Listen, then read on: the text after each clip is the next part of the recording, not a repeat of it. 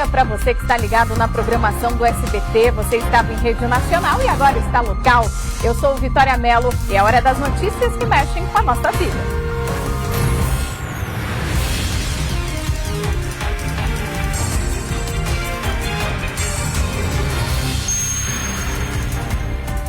Encontrado o corpo de mototaxista que desapareceu depois de levar passageiro até a cidade de Arinos, em Minas Gerais. Michael Leão.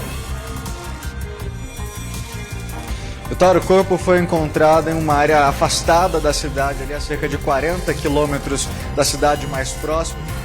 Detalhes, mas segundo a polícia, não há dúvidas de que o passageiro armou uma emboscada. A gente traz todos os detalhes daqui a pouco.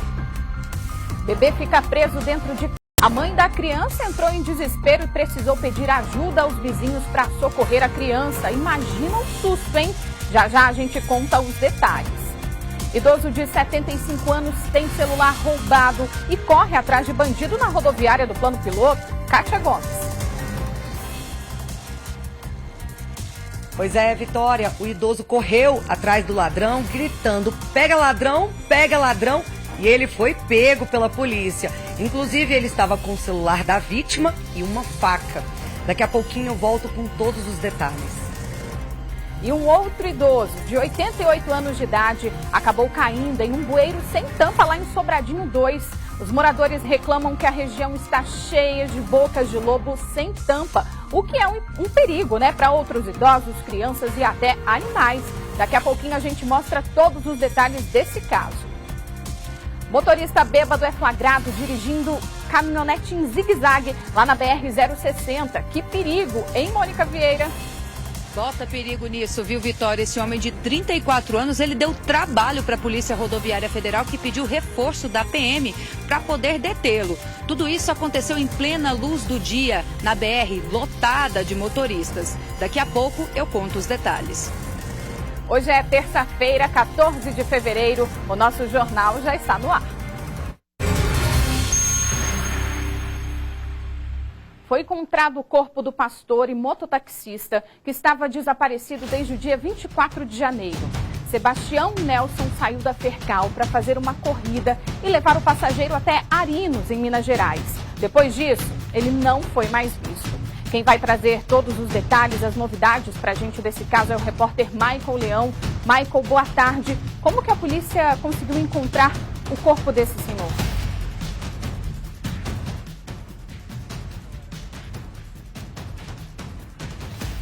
Só o Distrito Federal, como as pessoas ali da região de Minas Gerais, próximo a essa cidade em que ele provavelmente finalizaria essa corrida, já estavam de olho ali em busca de informações.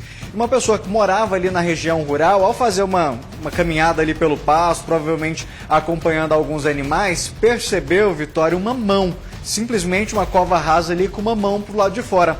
A pessoa se desesperou com aquela situação, entrou em contato com a polícia e aí foi montada toda aquela operação para a retirada do corpo e acabou que descobriu que, na verdade, esse corpo encontrado realmente era do mototaxista, também do pastor Sebastião, que estava desaparecido aí há cerca de 20 dias. Tinha saído para fazer essa corrida, saindo ali da Fercal, com destino a essa cidade em Minas Gerais. Só que, na verdade, Vitória, esse mototaxista nunca chegou a entrar nessa cidade. Poucos quilômetros ali antes, o passageiro teria anunciado o assalto. Quem vai explicar pra gente os detalhes desse caso é o delegado Laércio Carvalho, que está aqui ao meu lado justamente para explicar essa situação.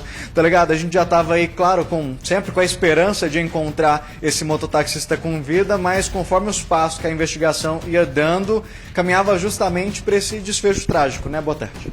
Boa tarde, Vitória. Boa tarde aos telespectadores. O desfecho desse caso chega da pior forma que nós esperávamos que não acontecesse. A família sempre nutria em si uma esperança de que esse senhor fosse encontrado com vida. Porém, ontem, no final da tarde, chega para nós essa tragédia em que tornou-se esse desaparecimento. Um cidadão da área rural, como já foi relatado, depara-se com essa cova rasa, assusta-se tremendamente, porque isso não é uma coisa convencional, e aí a primeira tendência é ligar para a polícia. Toda a polícia daquela região, até pela cobertura que a mídia deu ao caso, já estava sabendo do desaparecimento desse senhor Então a polícia, as equipes policiais correm para o local e ali nos primeiros vestígios encontrados já somem qualquer dúvida de que tratava-se do corpo do seu Sebastião Nelson. Até o próprio capacete estava ali na região. Como é que foi essa situação? Porque a gente sabe que, inclusive, Vitória, um ponto que chama muita atenção, que esses suspeitos, que o delegado vai entrar nesse detalhe daqui a pouco, mas um dos suspeitos de executar ali esse mototaxista, ele chegou a tirar uma foto depois de ter executado a vítima enquanto ela ainda estava com o capacete. É verdade, esse pormenor só foi revelado já muitas horas após as diligências que estávamos realizando. Num primeiro momento, o que nos chamou a atenção foi exatamente o local onde o corpo foi encontrado, porque trata-se de uma região rural, região aonde esse criminoso, que é nosso suspeito principal, vivia trafegando. O avô dele, inclusive, mora em uma região rural, em um assentamento da reforma agrária, ali naquelas imediações. Então nós temos a convicção que se esse marginal tinha dado fim a esse cidadão, matado esse cidadão, isso teria ocorrido naquela região ali do norte de Minas. Então cada detalhe que nós fomos juntando as peças do quebra-cabeça nos demonstravam que aquele realmente era o corpo do seu Sebastião Nelson. Quando iniciou-se a fazer ali a exumação, aquela situação bem preliminar, né? Já constatamos imediatamente a questão das vestimentas, a questão do calçado que ele usava e uma série de outros vestígios.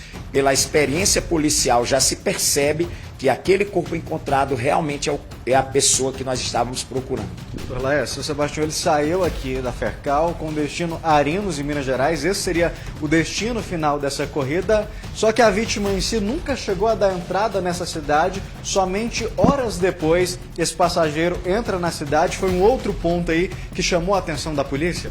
Com certeza, esse marginal que foi o primeiro a ser preso, além de ser um sujeito violento, a maioria dos crimes que ele pratica, ou que ele vinha praticando, ocorriam entre Unai e Chapada Gaúcha, passando ali por Urucuia, por a cidade de Arinos, que são todas as cidades do norte de Minas, no chamado Vale do Urucuia. Então aquele território ali é a região de cometimento de crimes desse marginal, que a gente espera que nunca mais saia da cadeia. Então todo o trajeto dele se deu por ali. Por que que ele não entra na cidade de Arinos com a vítima? Porque primeiro ele é muito conhecido lá como bandido perigoso. E segundo, porque a motocicleta da vítima é uma motocicleta com características muito particulares.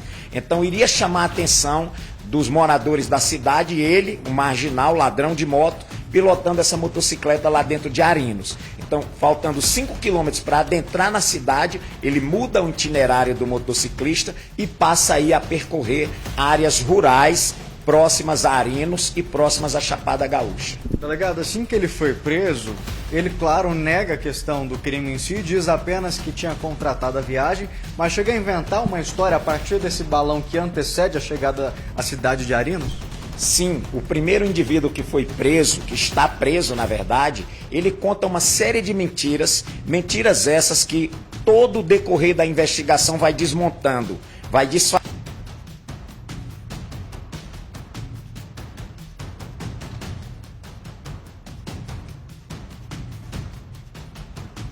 Ah, que pena, a gente teve um probleminha com o áudio lá do Maicon Leão, com o doutor Laércio de Carvalho, mas vamos ver se a gente consegue reconectar. Daqui a pouquinho ele termina de contar o passo a passo dessa investigação tão importante aqui pra gente. Ah, vamos voltar então com o Maicon Leão? Então, por favor, Maicon, pode pedir pro delegado continuar? Estamos com o Maicon? Maicon, por favor. Restabelecemos então, Vitória, a gente vai voltar a falar agora justamente do momento em que a polícia estava ali nesse encontro. Um detalhe que chama a atenção da investigação é que quando a Polícia Civil aqui do DF chegou lá na cidade de Arinos para apontar quem era esse suspeito, para saber se alguém já tinha informação, um policial antigo da cidade, o que ele disse para o senhor, doutor? Ele afirma sem titubear que aquele indivíduo que nós estávamos naquele momento com uma fotografia dele, do suspeito, que é um indivíduo conhecido como ladrão de motocicletas, extremamente violento, envolvida em outros homicídios, logo que nossas suspeitas tinham toda a lógica e poderíamos trabalhar naquela linha de investigação, porque certamente nós estávamos diante de um dos autores daquela barbárie. Doutor, para quem está em casa entender, até agora a gente já tem quantos suspeitos envolvidos? A gente tem um preso, que é justamente esse passageiro, um outro rapaz, ele foi localizado com o celular da vítima, a investigação ainda vai apontar a participação dele, mas ainda tem outras pessoas aí na mira da polícia, outras duas pelo menos? Pelo menos mais 2 marginais, que também são conhecidos no submundo do crime naquela região de Urucu e a região de Arinos. Um deles, de forma desafiadora, audaciosa, chega a fazer uma selfie ao lado do corpo, já sem vida. Então esses 2 outros marginais estão sendo buscados por toda a polícia de Goiás e de Minas Gerais e pela própria polícia de Brasília, nossas equipes que ainda se encontram lá na região, e nós temos a expectativa de logo botar a mão nesses outros 2 marginais. Obrigado, doutor. Vitória, aí um crime que, claro, choca pela história. A pessoa sai de casa para trabalhar, para fazer uma corrida e no meio desse trajeto acaba sendo morta, né? Sim, eu inclusive queria perguntar ao delegado se realmente a motivação ficou clara. Essa moto desse idoso, ou eles já se conheciam, ele já tinha feito outras corridas, né, com esse suspeito que foi preso?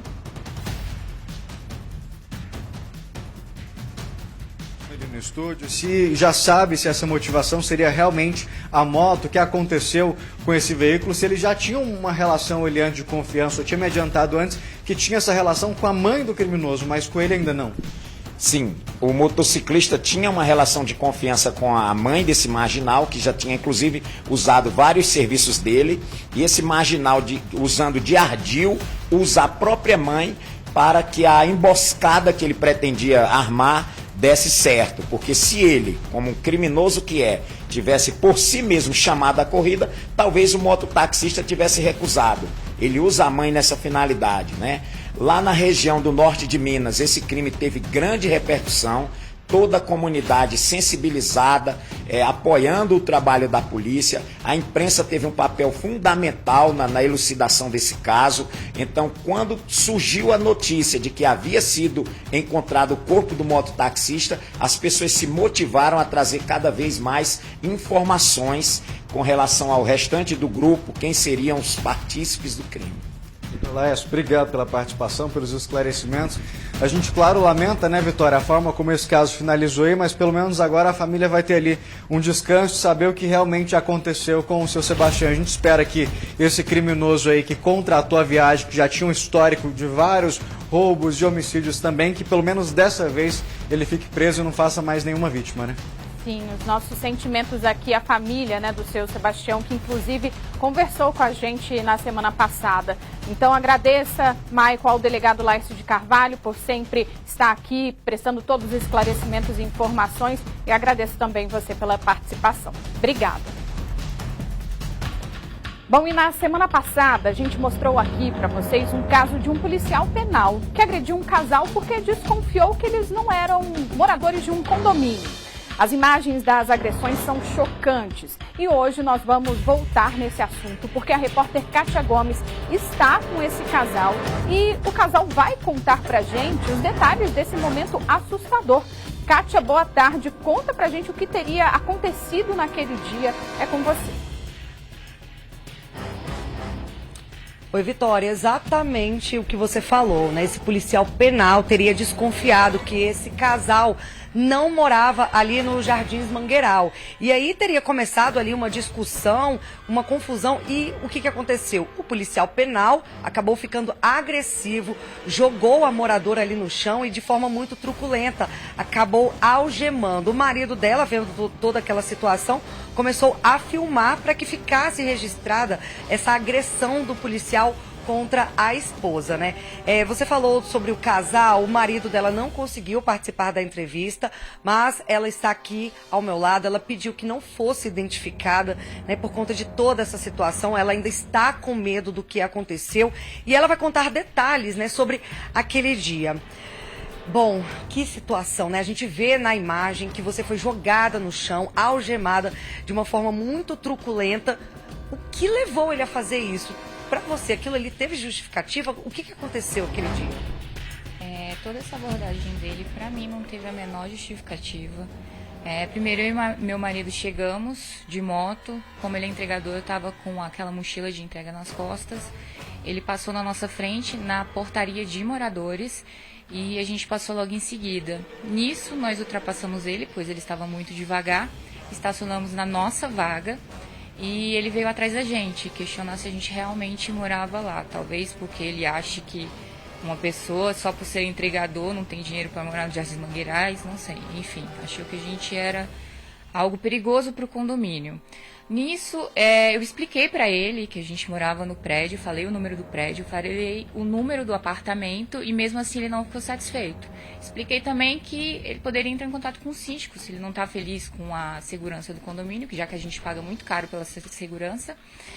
E começou uma discussão, porque eu acho que ele não gostou de eu ter respondido ele para ir procurar o síndico e tudo mais.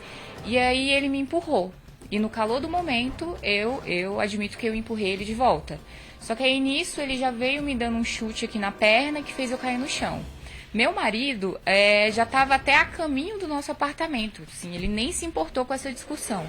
Achava que seria... quando ele viu que eu estava sendo agredida, ele voltou, gritando, falando para não agredir, para não me agredir, né?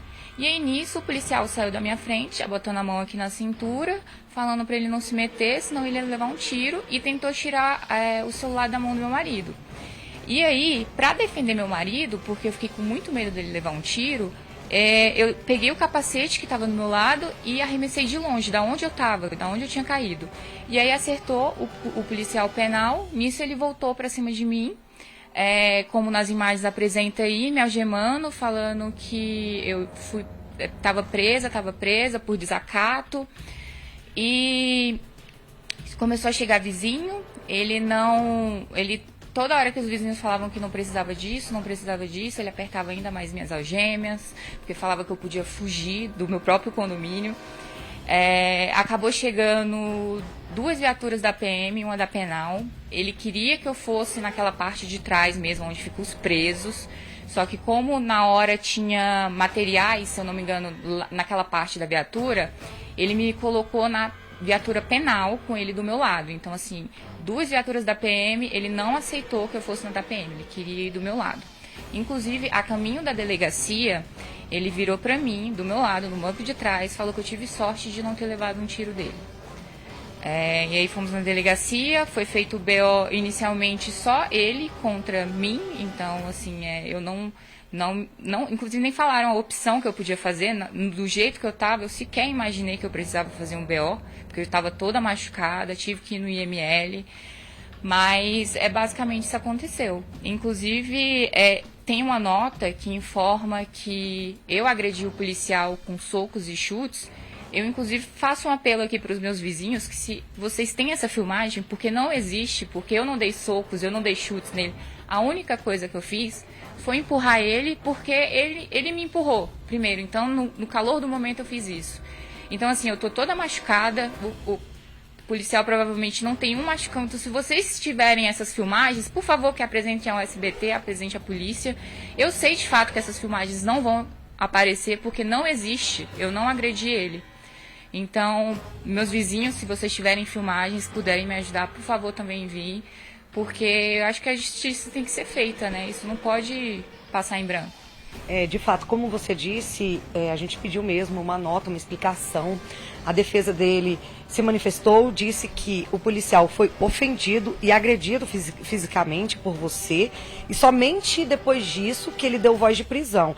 E disse que tem uma filmagem que foi iniciada ali desde o começo da discussão, inclusive com você dando um soco nele, e que está sendo veiculado apenas a imagem que você já é algemada ali, né? E disse que ele seguiu todos os protocolos, os procedimentos, pediu que as pessoas se afastassem e que agora, né, você vai responder por injúria e lesão corporal. Então, essa alegação de que existe ali uma filmagem que mostra você dando um soco e que você teria agredido ele primeiro, não aconteceu. Você foi agredida e apenas se defendeu? Exatamente. A discussão, ele começou a gritar e aí nisso ele já me deu um empurrão. Eu, no calor do momento, já voltei e dei um empurrão nele.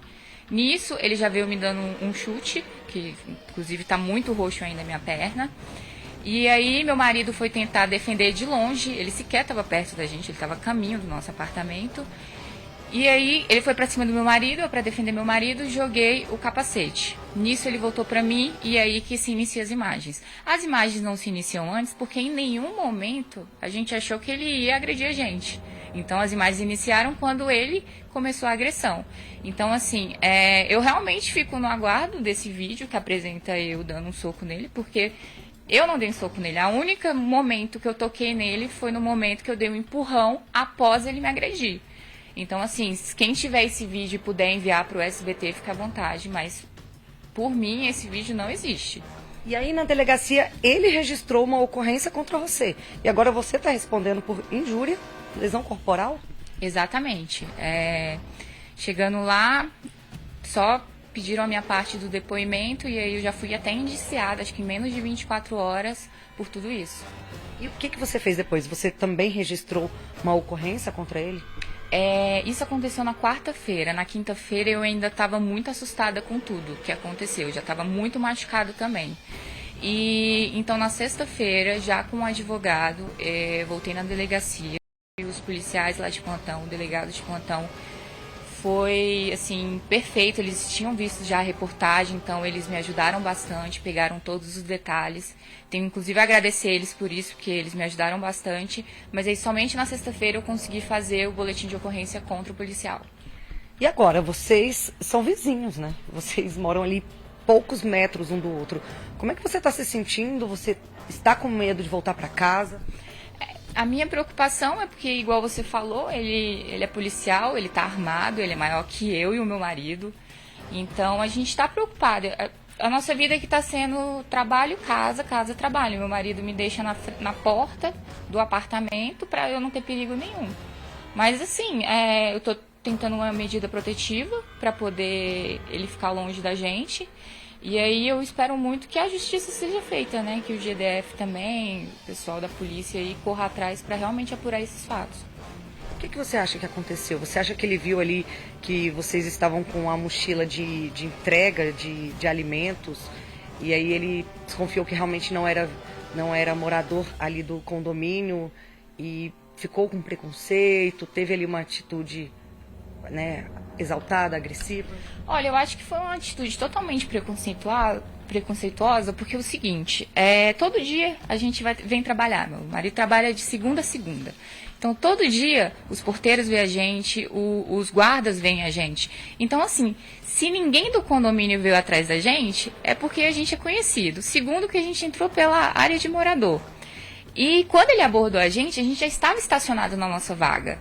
Então, a nossa moto estava estacionada atrás do meu carro, que é assim que tem que ser feito no condomínio. Então, como ele poderia ter ficado na dele e observado, se a gente consegue estacionar na vaga e abrir a porta, porque antes de entrar no prédio você tem que digitar uma senha na porta. Se eu até sei a senha da porta, como assim eu também não sou moradora, entendeu? Se ele tivesse esperado um pouquinho sem se meter, ele teria visto que a gente realmente morava lá. E se ele tivesse ficado com dúvidas, ele poderia tranquilamente ir na guarita e questionar ali o pessoal. Porque todo mundo conhece a gente. Você acha que talvez ali ele ficou mais exaltado porque você respondeu dizendo para ele consultar o síndico? Porque, claro, né, nessa situação você acabou se sentindo ofendida.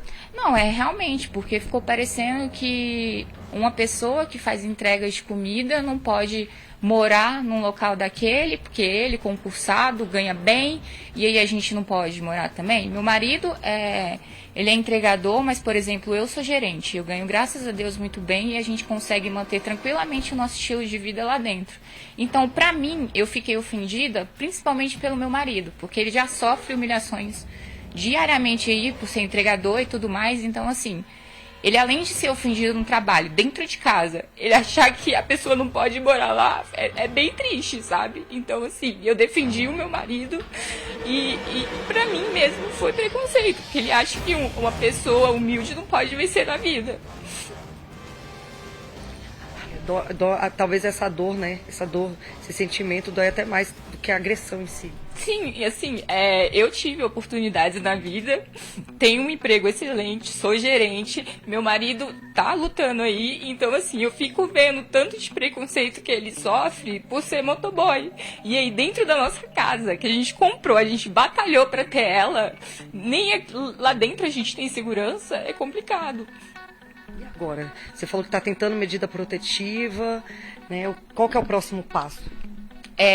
A gente está tentando medida protetiva, meu advogado está em cima das autoridades para não deixar isso passar.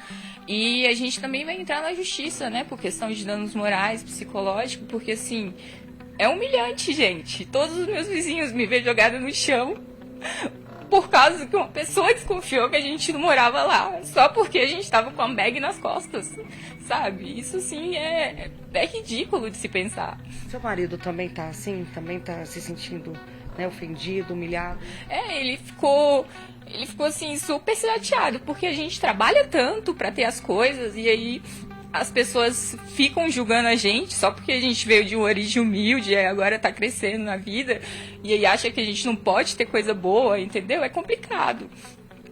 Nossa, que situação, né? Eu vou voltar pro estúdio, conversar um pouquinho com a Vitória. Vitória, eu vou me afastar aqui um pouquinho, né? Porque a imagem dela não pode ser identificada. Que situação, né? A gente vê aí no vídeo que talvez até ter prendido ela por conta que ela revidou a agressão, mas não da forma que aconteceu. Ele joga ela no chão, algema.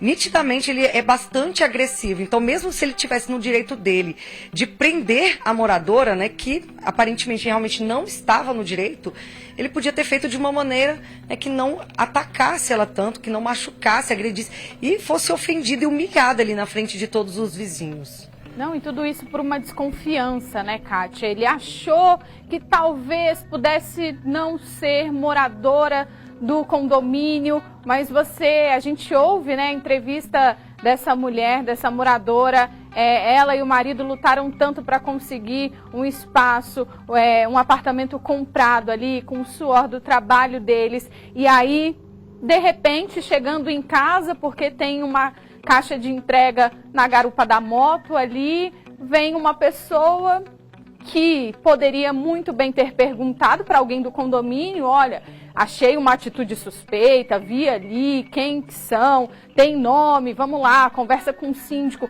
Mas não, olha só, chegar a esse ponto, ficar em cima de uma mulher, essa abordagem, eu não sei se faz parte, né?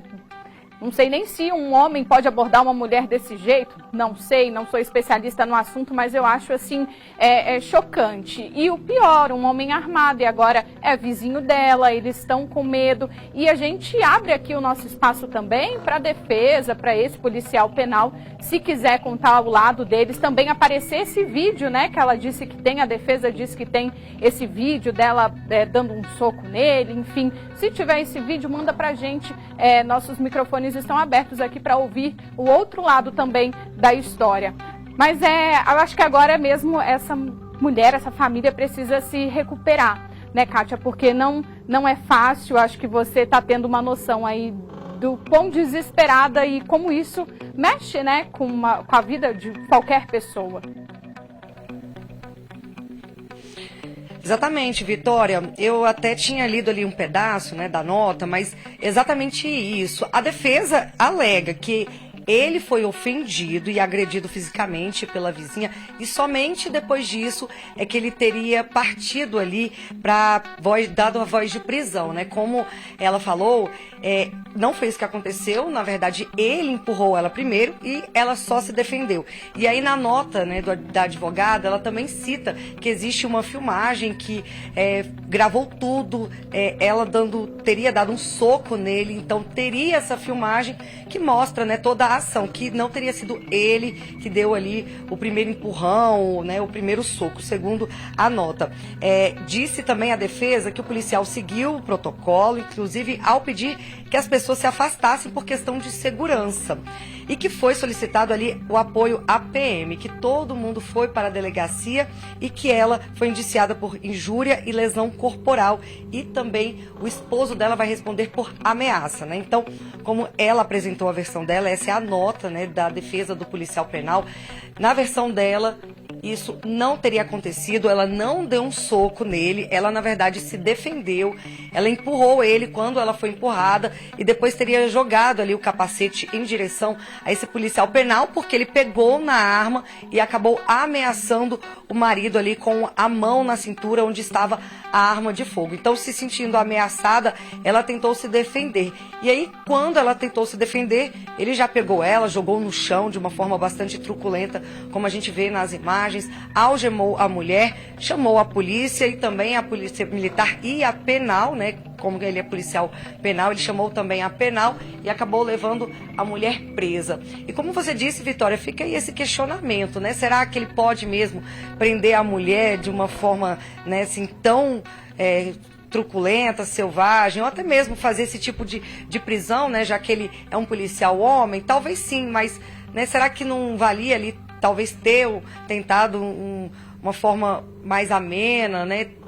É muito complicada essa situação, né? Agora fica aí, um casal que mora ao lado desse policial penal, o casal está com medo e essa é a situação. Vamos deixar então, já que ela também fez registro da ocorrência, não só o policial penal, mas esse casal também registrou a ocorrência. Então vamos deixar, né, que as nossas autoridades policiais investiguem e esclareçam, né, o que de fato aconteceu, o que levou a tudo isso, né? Porque isso é muita coisa e precisa ser investigado, sim, precisa ser de fato, né, apurado o que aconteceu, por que chegou a esse ponto. Obrigada, Kátia. Agradeça também a participação dessa mulher com a gente. Por favor, agradeça a ela, por favor. Valeu. Bom, e agora mais uma história impressionante. Um motorista bêbado foi flagrado por policiais rodoviários federais dirigindo uma caminhonete em zigue-zague lá na BR-060, perto do Recanto das Emas. Imagina só o perigo, né? A irresponsabilidade desse homem colocou em risco, né, a vida de várias outras pessoas que estavam transitando por ali. Quem vai trazer os detalhes para a gente é a repórter Mônica Vieira. Mônica, nas imagens dá para ver claramente que esse homem estava tentando fugir ali da abordagem policial. Como que então a polícia conseguiu parar esse motorista? Conta pra gente. Oi, Vitória. Boa tarde para você e para todos que nos acompanham. Só conseguiu parar depois de 4 quilômetros, isso com o reforço da Polícia Militar. As imagens parecem imagens de filme, porque de tão assim reais que foram feitas ali. Ele faz um zigue-zague gigantesco ali na BR-060, ali no Recanto das Emas, passa pelo acostamento, aí ele costura na frente, entra pela outra faixa, pega um pedaço da faixa contrária, entra na frente do outro veículo, vai pelo acostamento novamente. E a Polícia Rodoviária Federal, Vitória, chegou neste homem através de uma denúncia. Esse caso aconteceu no final da tarde de domingo. Eles receberam denúncias de que havia um motorista fazendo um zigue-zague na BR, colocando a vida de outros condutores em risco. Então eles pegaram ali uma viatura e foram para um ponto ali na BR-060. 2 policiais rodoviários federais, eles chegaram a descer e eles ficaram ali na pista aguardando a chegada desse condutor que estava nesse carro vermelho, uma espécie de caminhonete.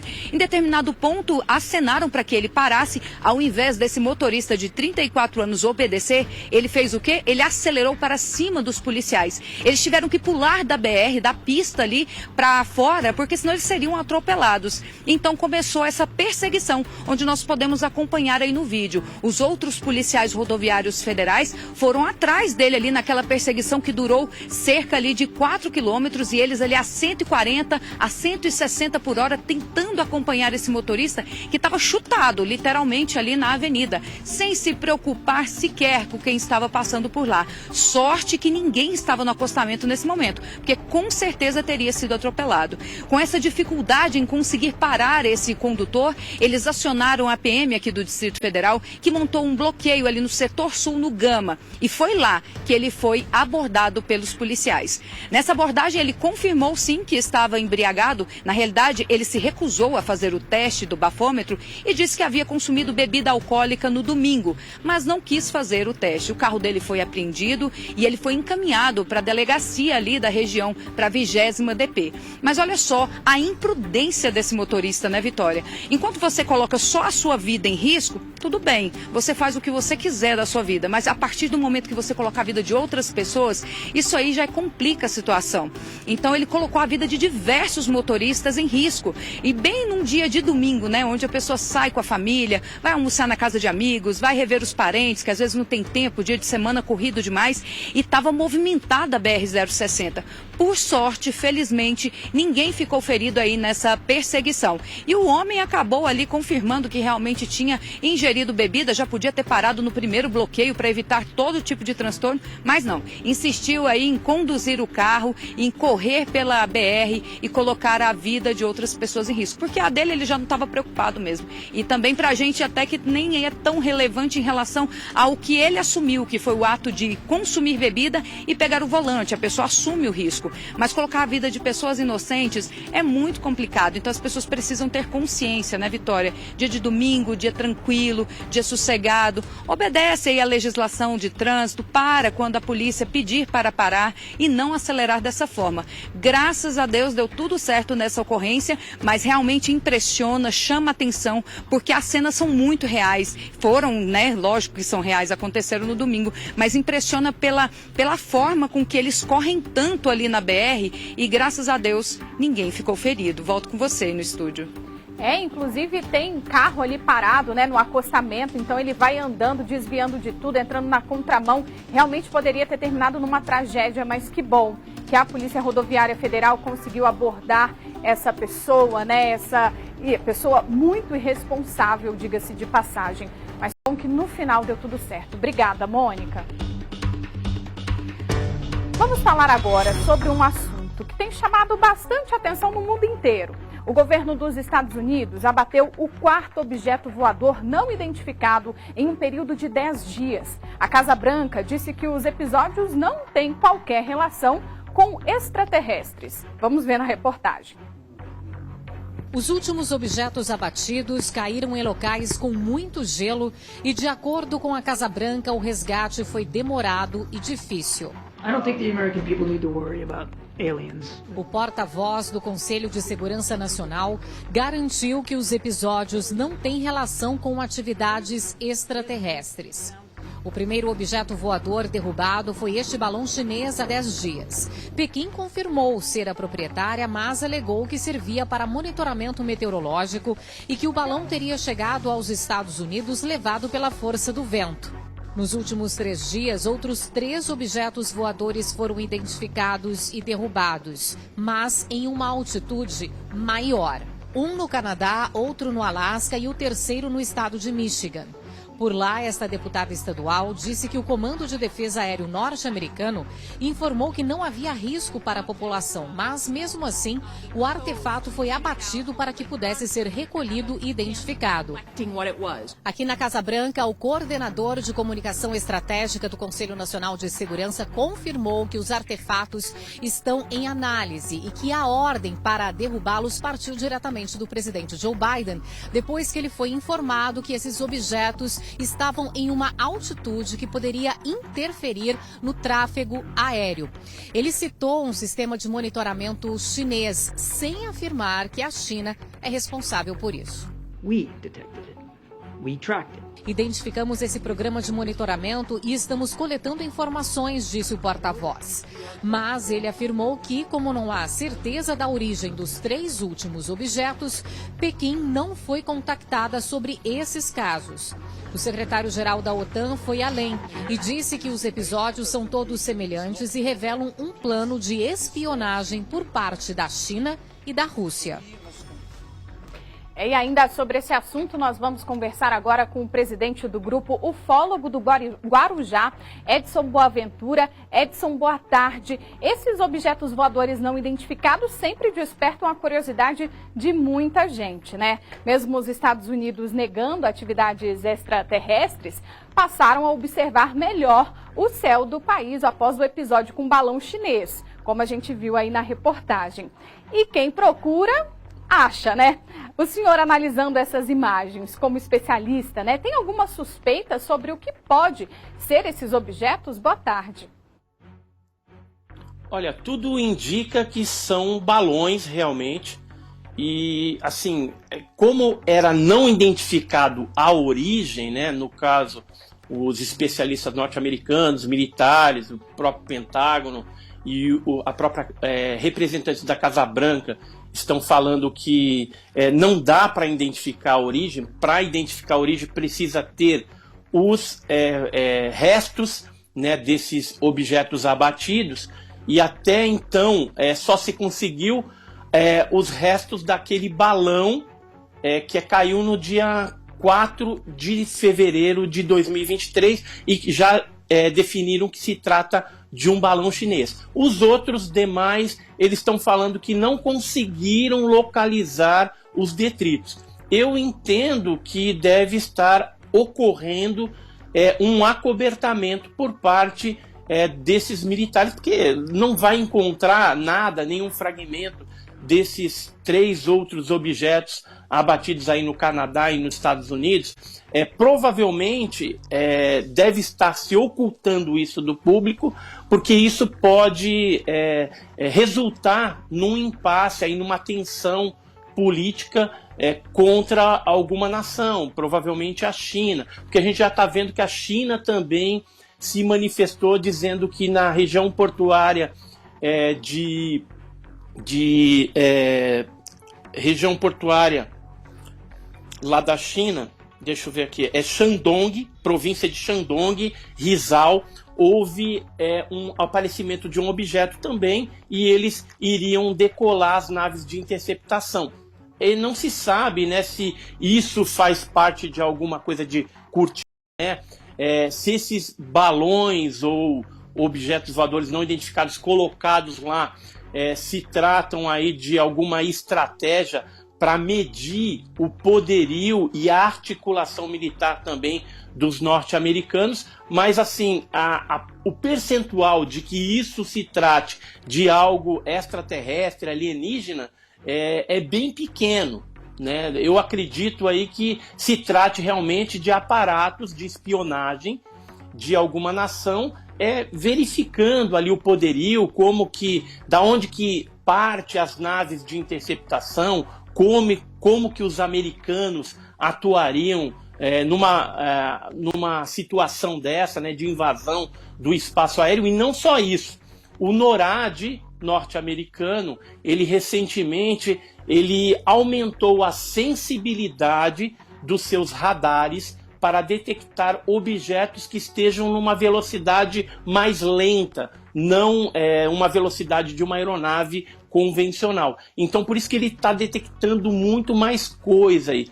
Esses formatos que foram abatidos em forma de cilindro, octaedro, né, de 8 lados, não são balões específicos da China, mas pode ter aí, de repente, alguma situação para camuflar tudo isso. Agora, no mundo, a gente percebe que está ocorrendo uma onda ufológica sem precedentes. Ela iniciou no ano de 2020, próximo ali do mês de abril, finalzinho de abril, e de lá para cá já foram registrados, só no Brasil, mais de 200 casos. Se a gente for pegar o contexto mundial, a gente tem aí pelo menos aí uns 1.500 casos nesse período até o mês de fevereiro de 2023. Chamando atenção, por exemplo, para o Brasil, E o senhor, como especialista, eu queria tirar só uma dúvida, por favor. O senhor, como especialista, né, vindo aqui para o Brasil, já avistou algum OVNI aqui?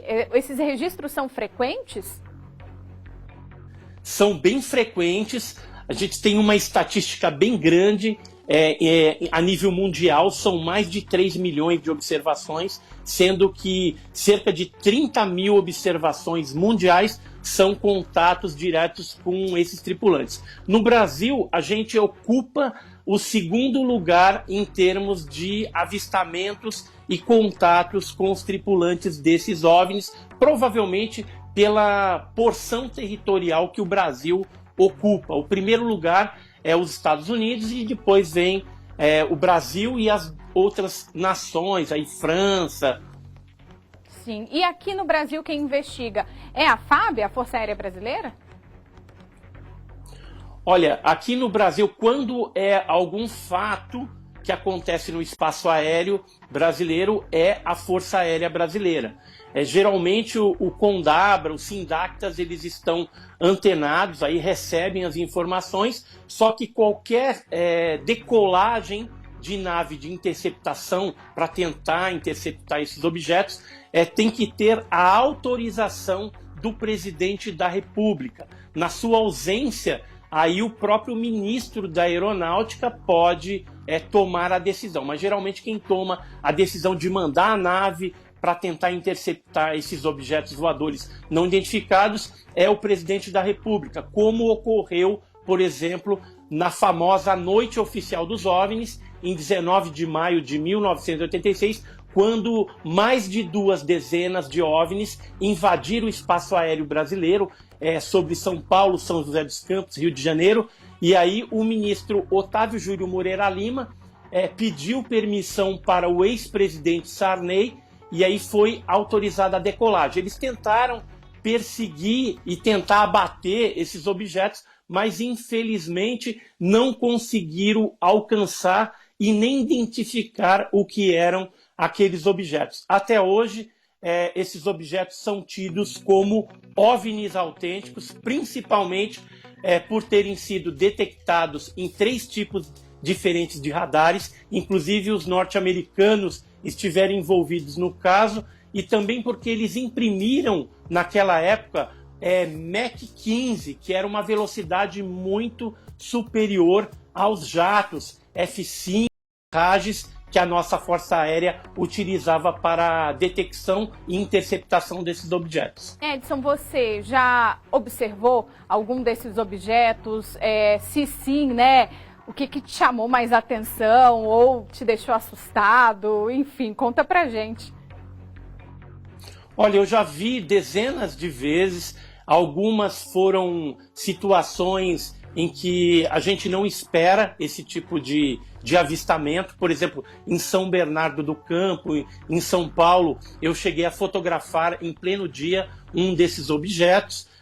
Em vigílias também, que são expedições que a gente faz para locais chamados hotspots, ou áreas de incidência ufológica, e nesses locais que tem bastante incidência de aparições, a gente já conseguiu filmar, fotografar também esse fenômeno e até trocar sinais de lanterna com esses OVNIs. Então, assim, o nosso grupo e eu também pessoalmente já tivemos várias experiências. Eu tenho um livro que eu escrevi, que é esse aqui, Alienígenas no Passado do Brasil.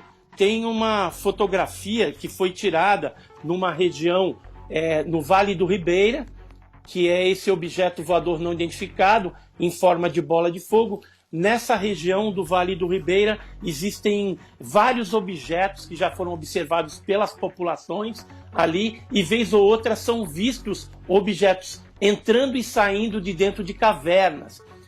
Vale também a gente falar aqui que às vezes esses objetos utilizam grandes porções de água, rios, lagos e até oceanos para se esconder. É muito comum no litoral do Brasil a gente ver objetos entrando e saindo de dentro do mar, que são os OSNIs, objetos submarinos não identificados. Geralmente quando aparece algum OSNI, aí não é a Força Aérea que é acionada para investigar, e sim a Marinha Brasileira.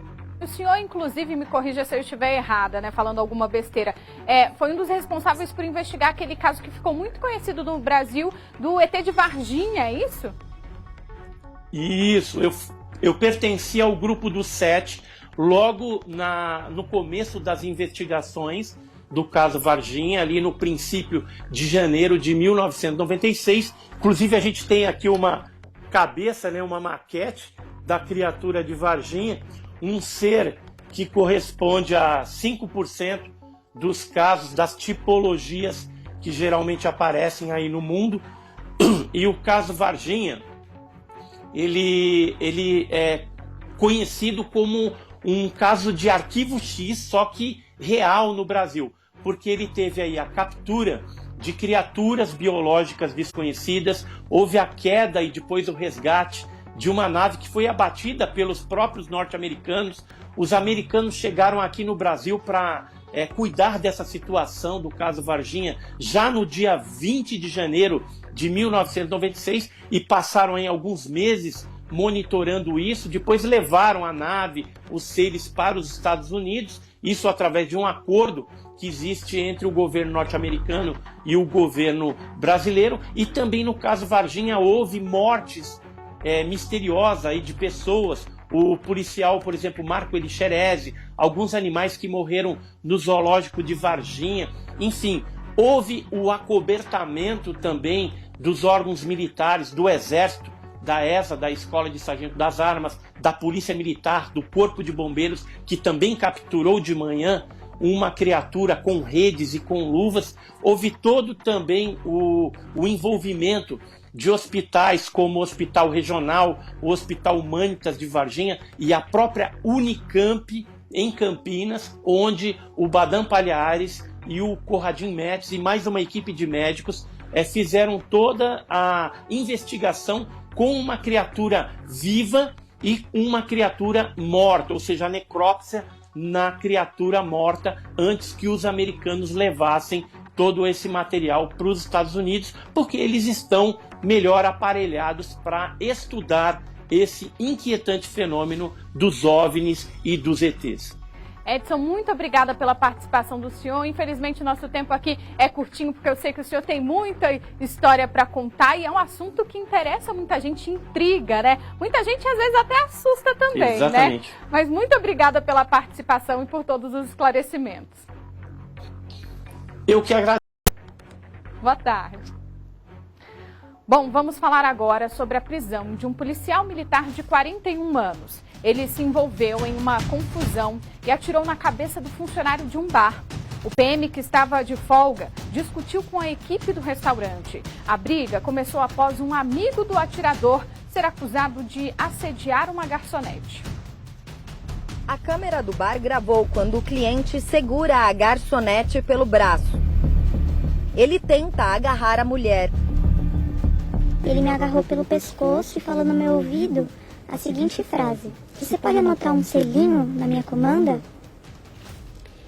E aí, ele tentou me beijar à força.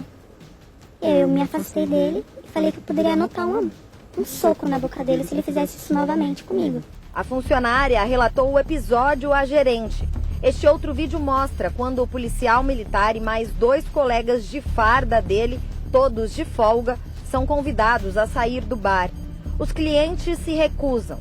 A garçonete disse que outra funcionária interveio, mas foi agredida por um dos PMs, amigo do assediador. Quando ela chegou lá para tentar apaziguar a situação, o agressor já foi e deu um soco na boca dela. Os homens são levados para fora. Os funcionários aplicam um mata-leão no agressor. Ele deixa o bar e retorna 8 minutos depois. Discute mais uma vez com os funcionários. De repente, saca uma arma e atira na cabeça de um garçom. Foram 3 disparos. O bar, que fica no Itaim Bibi, região nobre de São Paulo, estava lotado quando o policial atirou contra o funcionário na noite de domingo. A vítima, de 29 anos, foi socorrida. Passou por cirurgia e segue estável. O PM, logo após o crime, fugiu. Nesta segunda-feira, 16 horas depois, o cabo Erundi José da Silva, de 41 anos, se apresentou à polícia. Os outros 2 policiais que estavam com ele também foram à delegacia e prestaram depoimento na condição de testemunhas. Eles negam ter havido assédio. Eles afirmam que a desavença se deu por uma divergência relacionada à conta. Eles teriam pedido a conta para fechar a conta e na comanda estaria constando 3 bebidas a mais, que estariam fechadas dentro do balde que foi colocado na mesa. Não é? Segundo o que ele disse, a garçonete teria afirmado que não seria possível retirar, pois já estaria no sistema. Erundi José será indiciado por tentativa de homicídio por motivo fútil. A arma do policial não foi apreendida. Ele disse que após atirar, perdeu os sentidos e que ao acordar, a arma havia desaparecido. Ele teve uma agressão com 7 pessoas. A partir do momento que ele está armado e tem 7 pessoas, ele não tem como se defender se não for a arma. Ou ele morre, ou ele espera ele aguarda eles matarem ou ele tenta se reagir. Foi isso que aconteceu, né?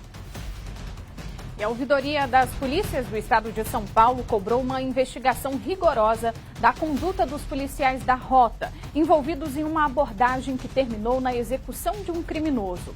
Imagens mostram o momento em que um dos PMs atira no assaltante, rendido e deitado no chão.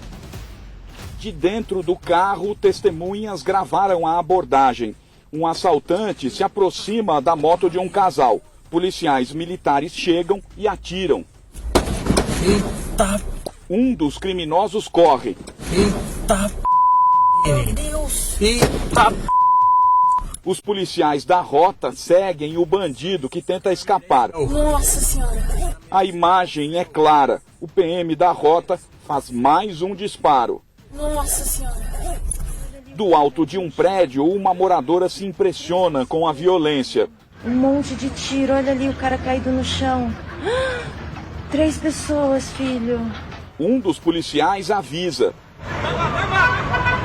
Do outro lado da rua, um dos criminosos já está morto. É Luiz Fernando Alves de Jesus, de 20 anos.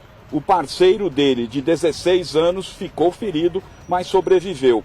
A tentativa de assalto aconteceu pouco antes das 7 da noite, em uma avenida movimentada de Santo Amaro, zona sul da capital paulista. A ouvidoria das polícias do estado de São Paulo pediu uma apuração rigorosa. Foram muitos tiros disparados de um lado só.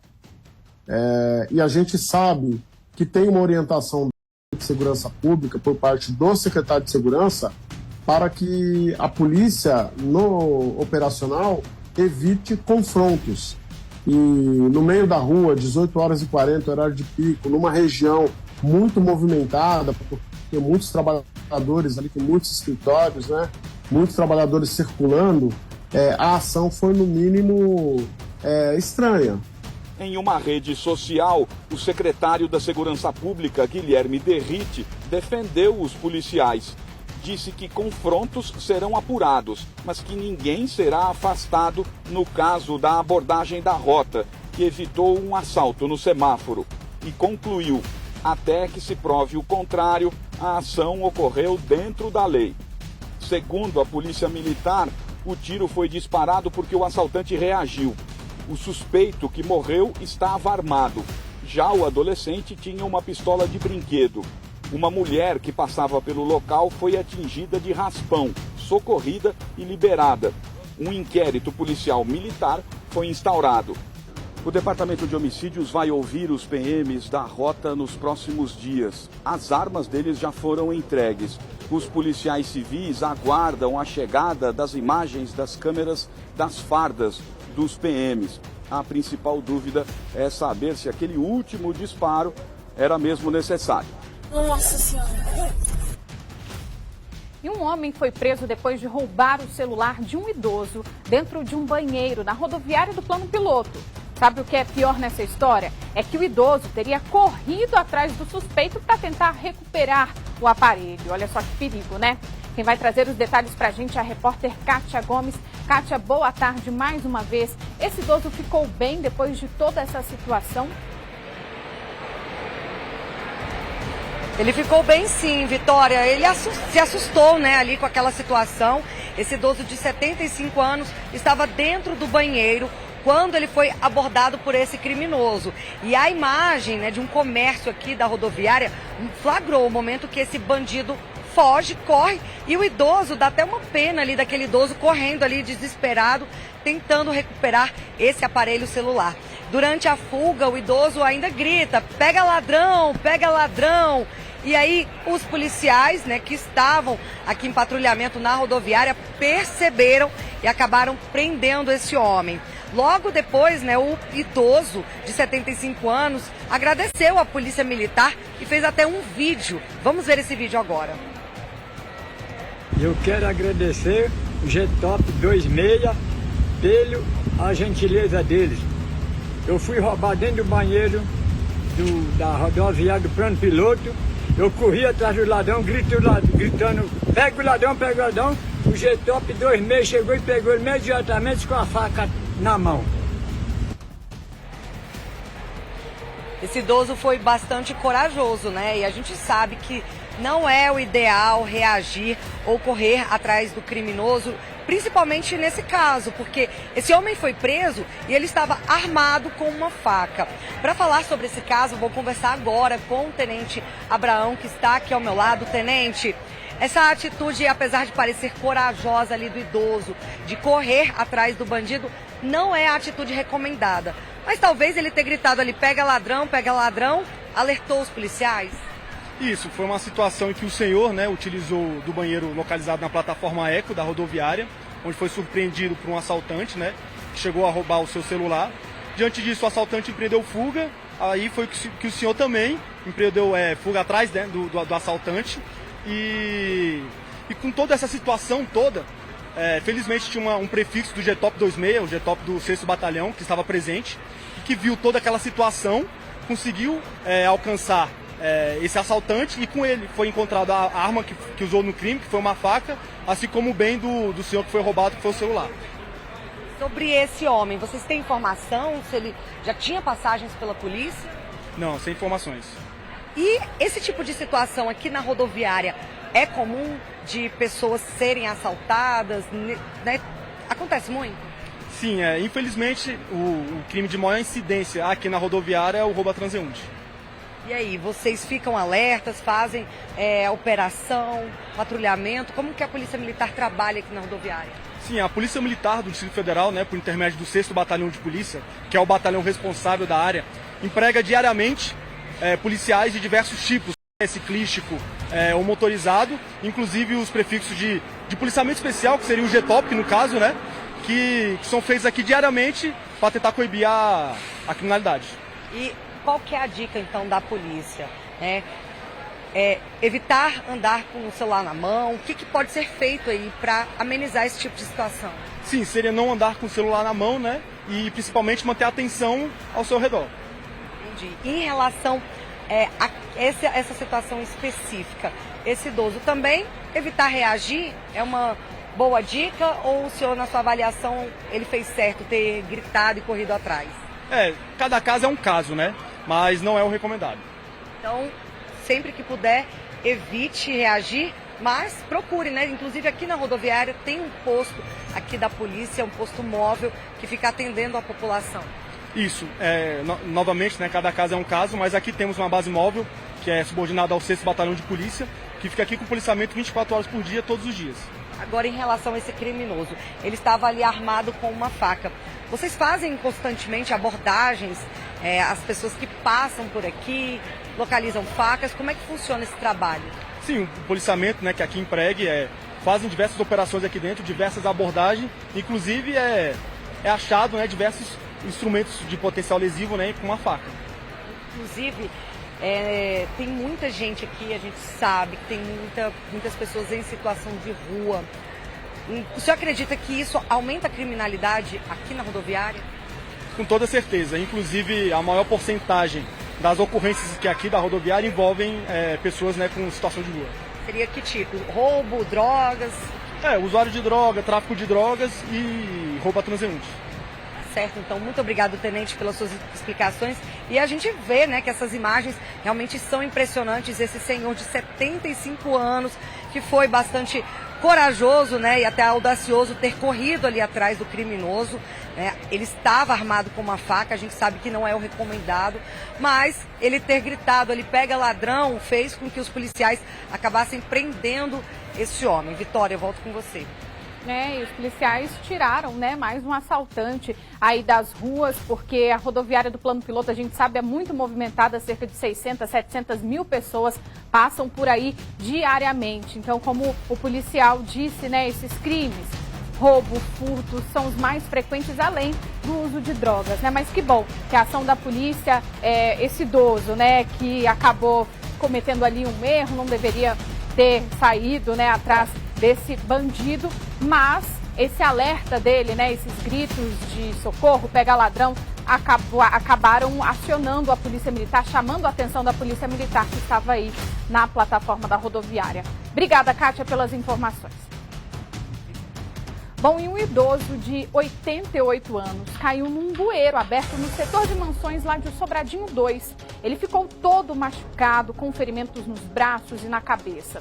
Os moradores pedem urgência na manutenção das tampas dos bueiros da cidade. E o repórter Michael Leão foi lá conferir essa história. Michael, onde exatamente você está? Conta pra gente.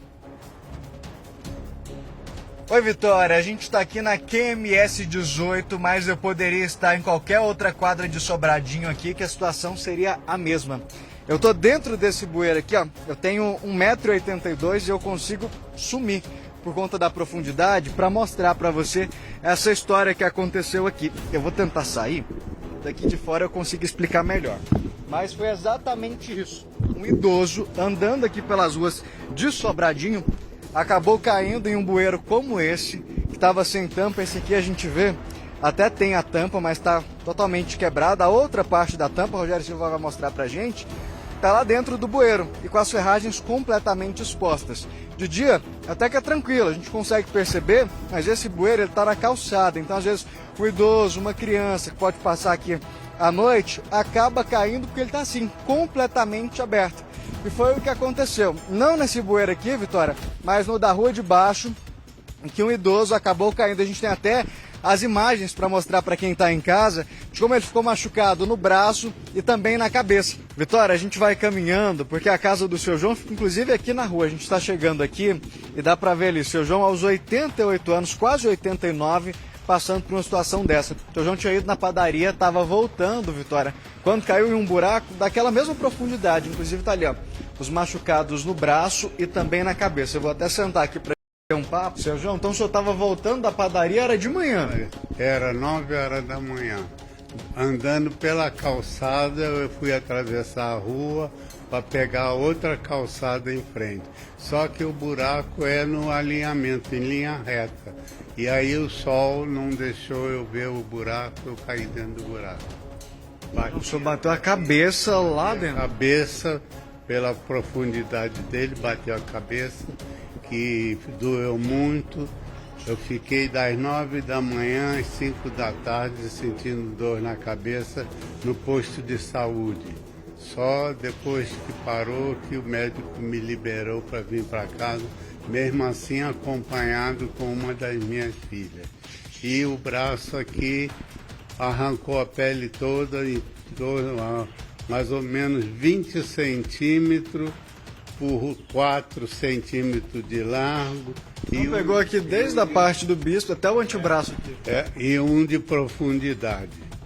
Saiu a pele toda aqui, tá quase no osso. Tá vendo que vai ter que voltar para fazer mais curativo e tirar mais? Curativo, esse curativo já é o segundo. E o terceiro curativo está marcado para amanhã, às 9 horas da manhã, no posto de saúde. Seu João, qual que é o sentimento que fica, já que o senhor estava fazendo um trajeto que era normal e que deveria ter uma tampa ali naquele buraco? Deveria ter, foi uma falha da administração, porque é no caminho, você, para se livrar, teria que ir para a rua e pode ser atropelado. Então ele é em linha reta, de calçada para calçada. E foi um abandono do local aqui, deixar isso por um tempo indeterminado aberto. Correu risco de vida ali, né? Podia ter machucado o nariz e a boca, dada a pancada que eu dei na beirada do buraco. Quase 89 anos de vida, o senhor já tinha passado por algo assim? Não, nunca. Foi a primeira vez na minha vida que aconteceu. A gente, claro, espera que seja por causa da falha da administração. Aí, depois que eu caí, vieram correndo e botaram um tampão, fizeram tudo, quando deveriam ter feito isso mais tempos atrás. Depois que o senhor caiu, foi lá e taparam? Aí, correram para tampar o buraco, botar a grade, cimentar e tudo. Que, aliás, eu acho ainda que o serviço está bom, mas ele deveria ser uma tampa de concreto no local, porque essas de ferro, o morador de rua pega e leva para vender. Isso é algo mais pesado, mais resistente. Exato. Então, Se eles aceitarem a sugestão, o ideal era trocar a tampa por uma de concreto, porque é pro resto da vida. Seu João, não é só nessa que o senhor caiu que está nessa situação. Eu comecei mostrando em outro lugar, tem vários outros lugares? Vários outros lugares. Sem a tampa. O senhor espera que isso seja resolvido? Eu espero que seja resolvido. Não, a gente, claro, torce para que o senhor melhore logo, porque como a gente viu, os machucados são graves, viu, Vitória? No braço, na testa, e como ele diz, a situação só não foi pior, porque não acertou ali o nariz, a boca, foi na testa, menos grave, porque poderia se tratar de uma situação bem pior. Só que a gente vai continuar andando aqui, Vitória, pelo seguinte: como a gente disse, esse não é o único buraco que tem aqui em Sobradinho nessa mesma forma. Inclusive, a gente mostrou aquele do início da nossa participação, já não era o mesmo em que o seu João caiu. Então, em vários outros pontos aqui da rua, a gente tem buracos nessa mesma situação. Eu vou, inclusive, chamar o Lucas para participar com a gente. O Lucas, Vitória, foi quem ajudou ali justamente no socorro para o seu João. E quem tem pedido aí providências, Lucas, a gente mostrou esse buraco ali do início, que é inclusive nessa mesma rua, não é o buraco que o seu João caiu, mas chegando para cá a gente percebeu que em vários outros locais, ruas, tem a mesma situação. Como você mesmo viu, né? São buracos abertos que estão a céu aberto, a desejar também, né?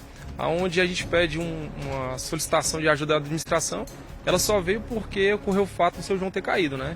Onde não tem escoamento de água, a gente vai voltar agora depois do carnaval às aulas, né? E aonde vai colocar em risco a vida das crianças e também grávidas que passam para ir para o posto. A gente fica à disposição da administração para ela vir e tampar o buraco, né? Porque ela não tapa buraco, mas eu nunca vi uma operação tampar um buraco só, né? Que eu saiba, a operação ela vem para fazer o serviço completo. Lucas, né? Em relação aos bueiros em si, vários pontos aqui de Sobradinho, essa situação tem se repetido dos bueiros? Sim, onde você andar ali a cada 500 metros, você pode verificar a olho nu, né? A situação é bem, como é que eu posso dizer, é bem dramática, né? Onde tem relato que pessoas caem no pneu da moto, de carro, entendeu? Onde fica assim um desejo de desgaste, né? A gente já está indignado, né? No caso também, não só a questão do seu João, mas a questão de outras pessoas também. A gente não pode esperar acontecer um desastre como aconteceu esse, para que a administração venha tomar providência. Inclusive, você foi uma das pessoas que ajudou o seu João ali depois do susto. Quando você encontrou ele, como que ele estava? Olha, eu cheguei no momento lá, né, que foi pedido de socorro no posto. Ele estava bem debilitado, o sangue pelo braço ainda, né? A pele já tinha soltado e também um corte na testa, onde a menina do salão que chegou a socorrer ele, né? Levou ele e eu cheguei lá para dar o suporte. Porque pensa comigo, um senhor de 88 anos, como é que ele vai se defender sozinho, né? Fica ali um sentimento de... Até para sair de dentro do buraco. Exatamente. Aí, no caso, quando ele caiu, havia um senhor passando, onde levou ele para o salão, que era da esquina, onde eles deram suporte, né? Colocaram ali um pano para tapar o sangue, onde constataram que não foi algo sério, mas que dava para levar para o posto, né? Não precisou chamar SAMU ou bombeiro. Lucas, obrigado pela sua participação. Vitória, a gente fica com aquele sentimento, né? Se colocando no lugar, pensando que poderia ser nossos pais, nossos avós. É uma situação que, claro, deixa os moradores revoltados, cabe ali uma providência o quanto antes, mas a gente olhar que várias quadras, várias ruas que a gente passou, a situação se repete, inclusive aquele bueiro em que eu iniciei a nossa participação aqui mostrando, ele está na calçada. É um risco iminente ali, a gente viu, aconteceu durante o dia, mas imagina durante a noite, por exemplo, alguém passa... Hoje, querendo ou não, a gente anda um pouco mais distraído, então existe sim um risco. É uma situação que não dá para deixar continuar até que a gente tenha outros casos como o do seu João, né? Se na rua já é perigoso, né? Imagina numa calçada, como o Michael disse, a gente anda muitas vezes mexendo no celular, conversando, enfim, cai e nem vê, né? Bom, a Nova Cap disse que as tampas de bueiros são furtadas e isso prejudica a população. A companhia garantiu que faz o conserto dos bueiros todos os dias em todas as cidades do DF.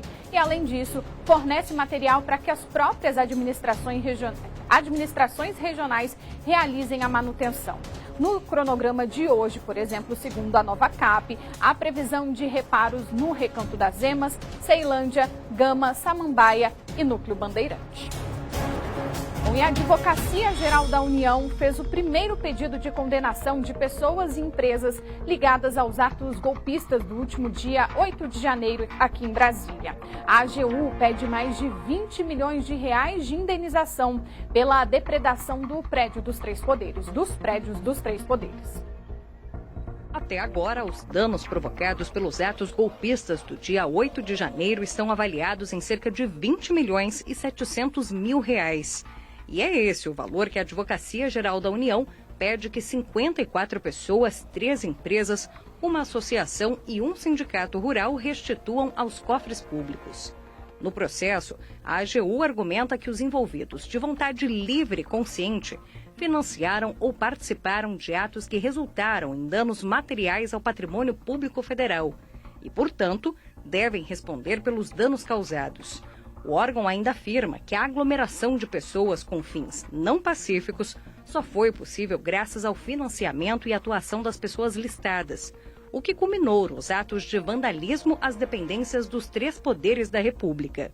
A Advocacia Geral da União já havia solicitado no dia 11 de janeiro o bloqueio antecipado de bens de 52 pessoas e 7 empresas, apontadas como financiadoras do transporte de pessoas envolvidas nos ataques. Mas alguns desses suspeitos comprovaram não ter relação com o caso e até indicaram à Justiça os reais contratantes dos ônibus fretados para a viagem até Brasília. A AGU ainda possui 3 ações cautelares de bloqueio de bens contra pessoas que foram presas em flagrante nos atos do dia 8 de janeiro. A Ordem dos Advogados do Brasil solicitou ao ministro Alexandre de Moraes do Supremo Tribunal Federal o remanejamento dos vândalos presos aos seus estados de origem. A OAB argumenta que o aumento de 10% da população carcerária do Distrito tem causado impactos negativos na rotina das prisões e nos gastos com escoltas e atendimentos de saúde. O ministro da Fazenda, Fernando Haddad, confirmou que o governo deve anunciar até o fim deste mês a atualização da tabela do imposto de renda e o valor do novo salário mínimo. Nesta segunda-feira, Lula assinou um decreto que retoma programa de incentivo para catadores de materiais recicláveis. O ministro Fernando Haddad participou da reunião do Diretório Nacional do PT, a primeira neste terceiro mandato de Lula, e afirmou que 3 propostas da área econômica já estão com o presidente. Lula deve anunciar até o fim do mês o programa Desenrola, para refinanciar as dívidas de 40 milhões de inadimplentes com renda de até 2 salários mínimos que estão com o nome sujo. Também está com Lula a proposta de reajuste do salário mínimo, para que o valor passe a ser de R$ 1.320 a partir de maio. O presidente também espera anunciar a atualização da tabela do imposto de renda. A proposta é ampliar a faixa de isentos, sem mexer ainda em outras faixas de renda. A ideia é isentar do tributo quem recebe hoje até R$ 2.640. Atualmente, só está isento quem ganha menos de R$ 1.900. Haddad evitou fazer críticas incisivas ao presidente do Banco Central, mas destacou o direito de Lula fazer isso. A presidente nacional do PT, deputada Gleisi Hoffmann, disse durante a reunião que a sigla tem a responsabilidade de ajudar o governo. Vencemos o bolsonarismo na urna, mas nós não vencemos na sociedade. E o governo vai precisar muito de nós, desse que é o partido, o principal partido da base da sustentação do governo. Na quinta-feira, o Conselho Monetário Nacional fará a primeira reunião desde que o presidente Lula passou a criticar a política de juros do Banco Central. Haddad e a ministra do Planejamento, Simone Tebet, devem se reunir com Roberto Campos Neto. E existe a possibilidade da revisão da meta para a inflação deste ano. Assim, o governo poderia gastar mais do que o previsto inicialmente. Numa solenidade com catadores no Palácio do Planalto, Lula evitou falar da pauta econômica.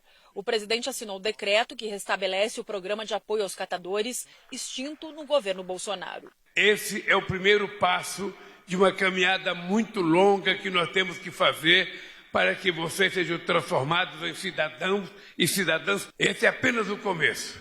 Nós temos 4 anos para vocês cobrarem. À tarde, o presidente se reuniu com o presidente da Petrobras, Jean Paul Prats, com o ministro de Minas e Energia, Alexandre Silveira, e com o ministro da Fazenda, Fernando Haddad. O Planalto discute mudanças na política de preços dos combustíveis, já que acaba neste mês a isenção dos impostos federais da gasolina. Vem cá, você está procurando emprego? Conhece alguém?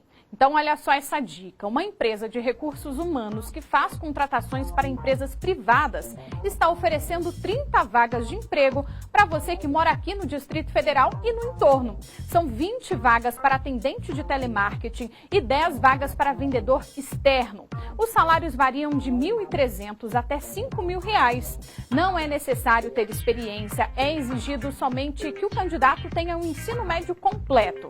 Você se interessou por essas vagas? É só mandar o currículo para esse e-mail que está aparecendo aí na tela, que é o vagas.kbconsultoria@gmail.com. Fica a dica, hein? Bom, agora olha só essa história. Uma mãe levou um susto na tarde de ontem depois que o filho dela ficou preso dentro do carro sem querer. Ela ficou desesperada e precisou pedir ajuda para os vizinhos. Quem vai contar os detalhes desse caso para a gente é o repórter Michael Leão. Michael, boa tarde. Como foi que eles conseguiram, tirar essa criança de dentro desse carro? Eu estou vendo que você está num veículo e vai mostrar para a gente, né?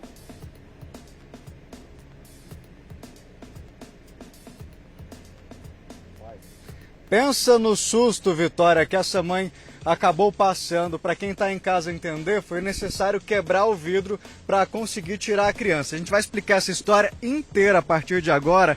Tudo aconteceu aqui em Sobradinho, Vitória. Foi bem nesse estacionamento desse condomínio aqui. A mãe desceu do carro e enquanto ela dava a volta para ir na outra porta para tirar a criança, o carro, que é automático, desses modernos, acabou travando as portas e ela não conseguia abrir. Então não foi nem aquela questão de que a mãe deu uma saidinha e deixou a criança no carro. Enquanto ela contornava ali o veículo para ir para a porta em que a criança estava, o carro acabou travando e ela não conseguia abrir. A gente conversando com algumas testemunhas aqui, disseram pra gente que o carro era inclusive do pai dela, ela não estava muito habituada, então no momento em que ela sai da porta do motorista ali para dar a volta para o outro lado, o carro acabou. No desespero, ela começou a pedir ajuda para os moradores e até mesmo para o comércio que fica aqui em frente. No desespero, as pessoas até tentaram. A gente tem as imagens dela tentando abrir ali o vidro, empurrar, mas não teve jeito. Foi necessário usar ali um material para conseguir quebrar o vidro e conseguir socorrer essa criança. Felizmente, Vitória, apesar da gente ver o desespero, o movimento das pessoas, parecia que demorou muito. Foi uma ação bem rápida. As pessoas conseguiram tirar essa criança em segurança, mas de toda forma tem o susto que essa mãe acaba passando ali. Imagina o desespero. Você que está grávida deve imaginar essa situação ali. Você vê seu filho preso dentro do carro, ainda mais nos dias quentes que tem hoje em dia, mas felizmente todo mundo que estava ao redor conseguiu ali ajudar. E aí a gente convidou o Corpo de Bombeiros. O Tenente Medeiros está aqui com a gente. Para quê, Vitória?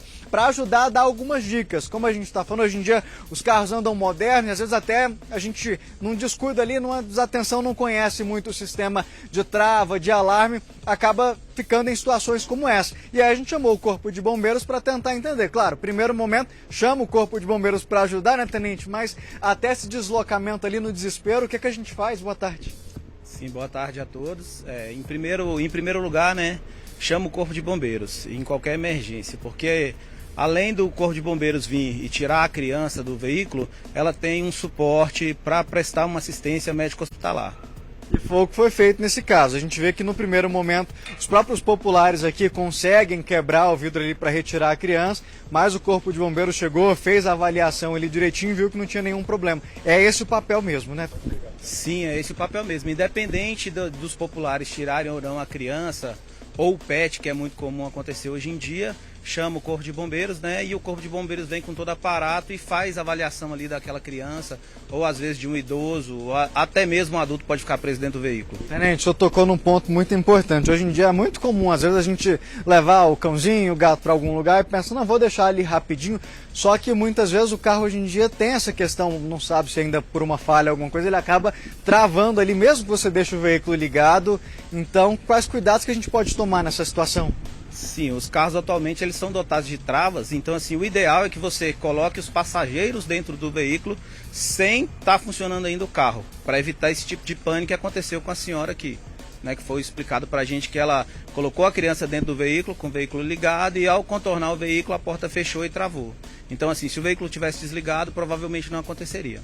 Um susto aí, Vitória, mas que felizmente a gente viu aí, foi contornado, teve o prejuízo do vidro ali, mas é importante destacar essa questão, que não foi ali um descuido da mãe, por exemplo, que deixou a criança para ir em algum lugar, igual a gente já viu outros casos, em que outras pessoas perceberam a criança lá dentro. Foram questões de segundos, enquanto a porta do motorista acabou fechando, o carro travou e ela não conseguia acessar ali a porta em que a criança estava. Claro, no desespero, começou a pedir ajuda, muitas pessoas que estavam aqui ao redor foram lá para o veículo, tentaram abrir o vidro de toda forma, mas acabou que não teve jeito, a forma como que eles encontraram foi justamente ter que quebrar o vidro ali, né, Tenente?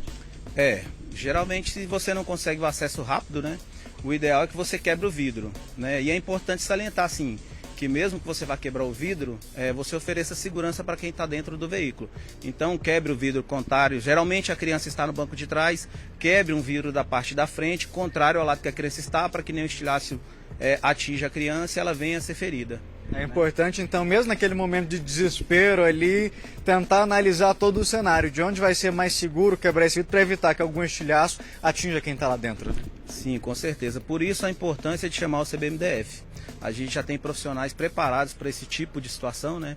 Então a gente vem com toda a nossa experiência aí de trabalho e a gente oferece aí o resgate com segurança. Tenente, claro que cada caso tem as suas particularidades e muitas vezes ali no desespero a gente fica, nossa, mas às vezes passou 3 minutos, tá demorando demais, eu tenho que fazer alguma coisa. Até quanto tempo é seguro aguardar ali para tomar uma providência, para falar, não, eu vou ter que quebrar o vidro agora, não tem mais jeito? Olha, o ideal é o seguinte, se a criança ou adulto ou idoso está dentro do veículo e ele gesticula, ele conversa, ele brinca, até então tá tudo bem, né? E a gente tem que levar em consideração também os fatores climáticos. Se o carro está na sombra, no estacionamento coberto, então o perigo é bem menor. Se o carro está exposto ao sol por um determinado tempo ou um bom tempo, aí a gente tem que ter mais cuidado. Tá no sol aqui, a gente tem que tomar mais cuidado, mas é isso, Vitória, ficar atento. Hoje em dia esses carros eles têm essas tecnologias que muitas vezes a gente ainda tem uma dificuldade para lidar ali, é um recurso de segurança para o veículo, mas que acabam pregando peças na gente. Foi um susto que essa mãe acabou passando ali junto com essa criança, mas felizmente tá tudo bem agora e a gente conseguiu dar algumas dicas aí para as pessoas. Claro, a gente espera que ninguém passe por essa situação, mas que se acontecer, consiga sair da melhor maneira, né? Acho que o negócio é manter a calma, o negócio e o difícil, né? É manter a calma e que bom que essa mãe foi acolhida ali pelas pessoas ao redor. Mas, Michael, muito obrigada, viu, pelas informações. Vitória. Por favor, por favor. Deixa eu só complementar uma informação aqui com o Tenente. Pode falar, Tenente. A Associação Brasileira, né, de Medicina do Tráfego, ela tem um estudo que fala sobre essa questão das pessoas dentro do veículo. O que acontece é que os veículos submetidos ao calor, veículo que fica exposto, por exemplo, em estacionamento não coberto, ele pode chegar a uma temperatura de até 50 graus, né?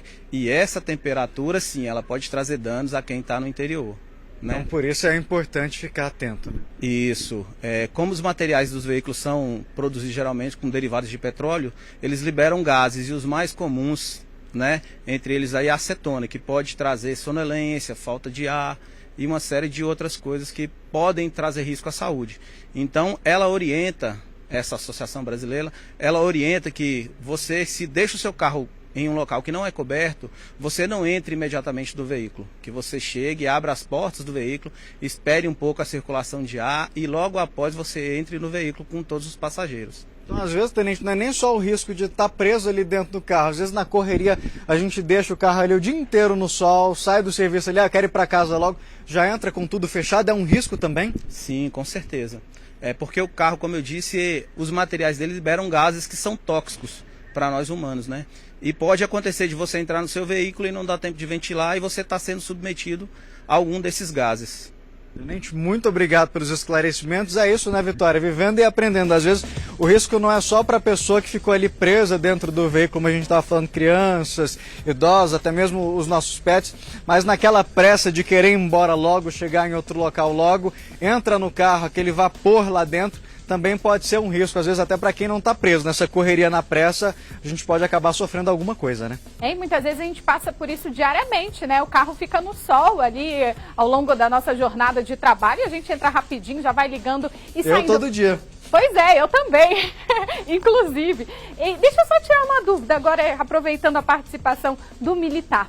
Caso aconteça, né, da gente ficar com alguém preso ali dentro do carro, seja uma criança, um cachorrinho, existe um objeto melhor para se quebrar um vidro?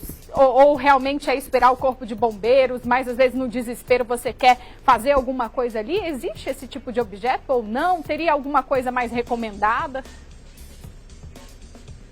Vitória, excelente dúvida, vou repassar agora. A Vitória está ali no estúdio perguntando, tenente, que muitas vezes ali naquele desespero a gente pode não ter um objeto fácil. De que forma que é melhor quebrar esse vidro? Tem alguns objetos específicos para facilitar? Porque muitas vezes o que a gente vai usar é o recurso que tem ali no local, né? Sim, existem ferramentas apropriadas que são vendidas em bazares, essas coisas, que são quebra-vidros, né? Existem canivetes que tem uma ponta que quebra o vidro, existe uma ferramenta específica que a gente chama de quebra-vidro, que ela quebra vidro e corta o cinto, que é o ideal, dá para você levar no seu chaveiro, mas caso você não tenha nenhum desses, procure uma ferramenta de pequeno porte, dê uma pancada em um canto do vidro para que você possa executar aquilo ali com segurança. No vidro em si, o senhor falou do canto. Existe. Dentinho, vamos dar um trabalhinho. Senhor, eu pedi para você tirar do tripé de novo, só para a gente ver aqui no vidro do carro, para a gente conseguir analisar direitinho, até para dar essa dica mostrando, né, Vitória, propriamente dito. Vamos pegar como exemplo, tenente, esse vidro aqui de trás. Supomos que a gente tem alguém preso aqui. Qual que é o melhor local do vidro para que a gente consiga quebrá-lo sem oferecer risco para quem está lá dentro? Então, levando em conta que a gente tem alguém preso na parte traseira do carro, no banco traseiro do carro, a gente não quebraria o vidro traseiro. A gente procuraria o vidro dianteiro e bateria no canto mais distante do que a pessoa está. Deixa eu ver. Então, deixa eu só subir esse vidro, que aí serve melhor para a gente dar o exemplo. Ao vivo é assim mesmo, Vitória. A gente vai mostrando tudo como realmente acontece. Então a gente tem uma pessoa no banco de trás, a gente opta por quebrar o da frente. E que lugar, Tânia? Para você oferecer segurança para a pessoa que já está em perigo, está desesperada, a gente vai procurar o canto mais distante dela do vidro. Então você bate com alguma coisa resistente a ponto de quebrar o vidro, entendeu? Para oferecer segurança para quem já está lá dentro. Os próprios vidros, por exemplo, dos veículos, eles já se quebram de uma forma, claro, pode acabar machucando, tendo algum ferimento, mas ele já praticamente é feito de uma forma para que ele se desmonte de uma forma que não fique pontiagudo para ferir, por exemplo, quem quebrou ou quem está lá dentro. Justamente, ele é feito nesse sentido. Mas aí, para oferecer uma segurança maior, você procura o extremo contrário do que a pessoa se encontra. É isso, tenente. Obrigado pela participação, pelos esclarecimentos. Agora, mais do que nunca, né, Vitória? A gente sabe como agir, o que a gente espera é que não precise colocar essas dicas em prática, né? Isso que a gente espera, né? Mas caso aconteça, pelo menos as dicas o tenente já passou pra gente. Obrigada, Michael. Agora, um alerta para quem vai viajar no feriadão de carnaval. É preciso ficar atenta a ofertas tentadoras anunciadas na internet para não cair no golpe do falso aluguel. Olha só. Depois do longo período de pandemia, muita gente quer aproveitar os feriados e as datas festivas para sair de casa e viajar. Só agora no carnaval, de acordo com o Conselho Regional de Corretores de Imóveis de São Paulo, houve um aumento de até 134% dos aluguéis em cidades litorâneas, se comparado com o mesmo período de 2020. O que regula o preço neste ramo de atividade é a lei da oferta e da procura. Procura muito grande, oferta pequena, os preços tendem a aumentar bastante. E esse ano parece que foi assim, alguma coisa que as pessoas colocaram a cara de fora, né? Saíram para a rua, querem passear, querem se divertir. E na hora de procurar um lugar para ficar, todo cuidado é pouco com ofertas e anúncios tentadores. O cenário de alta de preços do aluguel, com demanda aquecida, é um prato cheio para os golpistas, que oferecem valores muito abaixo do mercado. Foi o que aconteceu com o empresário Sérgio Ricardo Donofrio, que acabou caindo no conto do vigário. No final do ano passado, uma família aqui de Campinas decidiu alugar uma casa de veraneio no Guarujá, litoral paulista. Foram investidos R$ 2.800 para 3 dias de estadia. Tudo foi feito pela internet e também por ligações telefônicas. Só que um dia antes da viagem, a família recebeu uma ligação do próprio estelionatário, dizendo que eles haviam caído em um golpe. Nós queríamos ir para a praia, né, passar um final de semana lá com a minha irmã que estava vindo dos Estados Unidos. Quando foi no dia seguinte que eu paguei, ele entrou em contato dizendo, né, que não era para ir até o local, que tudo que nós tínhamos conversado não era verdade, que era um golpe e que era o trabalho dele fazer isso. Para não ser pego de surpresa, o coronel José Elias, especialista em segurança, dá algumas dicas para não cair no golpe do falso aluguel. E o que chama atenção é os valores. Os valores são muito abaixo do mercado. É uma das situações que o pessoal tem que desconfiar. Segundo, confirmar a existência do imóvel. Isso é muito importante. Saber que realmente na rua tal, número tal, está determinado imóvel. Então é muito importante que haja contrato e se confirme as condições do imóvel.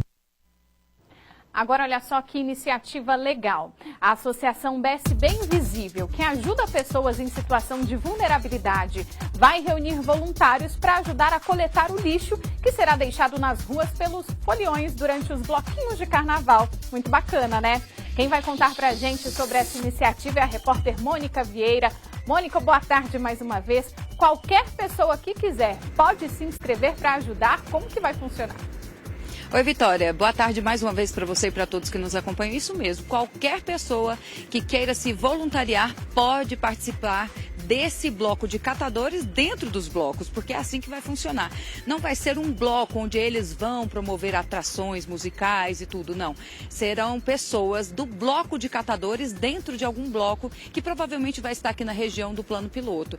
Essas pessoas vão ajudar a catar ali as latinhas, os objetos deixados pelos foliões e desta forma serão repassados aí para as pessoas que vivem disso, que sustentam a família dessa forma. Mas para falar melhor sobre essa iniciativa, que é a primeira vez que acontece, nós vamos falar aqui com a presidente do BSB Invisível, a Maria Bach. Obrigada, viu, por atender o pedido da nossa equipe, estar aqui com a gente. Explica um pouquinho como que as pessoas podem se voluntariar nesse trabalho inédito que está acontecendo aqui no Carnaval de 2023 em Brasília. Bem-vinda. Obrigada pelo espaço.